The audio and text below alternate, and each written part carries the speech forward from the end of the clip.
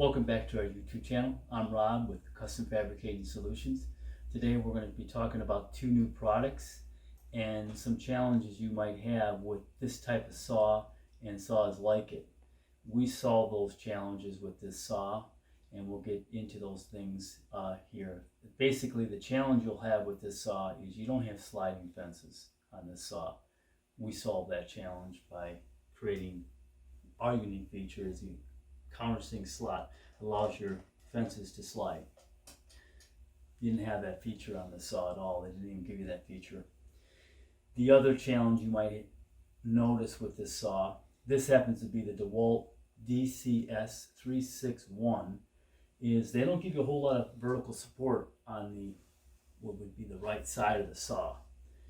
Why do you need that? Well, if you're cutting at zero and you want to put that board support it vertically, you don't want it tilting forward or back to get a true 90-degree cut.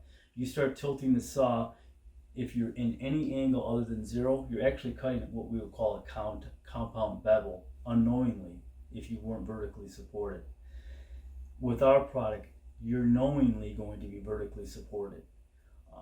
And a situation where that could be a challenge for you is if you're cutting baseboards. Here's a picture of a baseboard, and all baseboards that I've ever used and installed, they have this relief cut. With that relief cut, you're compromised because the DeWalt fence only comes up maybe a 1/4 inch past that relief cut. You have 70% or more of the materials not being supported on the right side. Casing, similar. You're maybe supporting the full bottom area, but not the top. And not that you would be cutting the casing in a bevel situation, but those are two types of trims that you might have to cut 90 degrees, and you're not going to be supported on the right side. With our product, you are. And if you even order this version, our zero clearance fences for slide feature, you can see that we're still giving you that vertical support.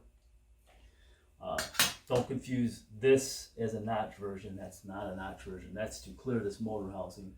And I will show you here why that's necessary for this. This happens to have the motor on the side of the housing rather than offset, and you need to clearance that. So if I bring the saw down in the notch version, I'll put this in the chop version, chop phase, I guess I should call it, and I'll adjust my fences just to the blade, and I'll talk to you in a minute. You should really have this product to make this process go quicker, but I just slightly touched the blade, brought it back, and I'll track the saw to the full extreme right position, and you can see that I clear the motor housing there, and as I bring it back, I'm clearing that motor housing. So that's why that is clearance there for that motor housing. It's not the notch version. That's just to clear the full motor housing.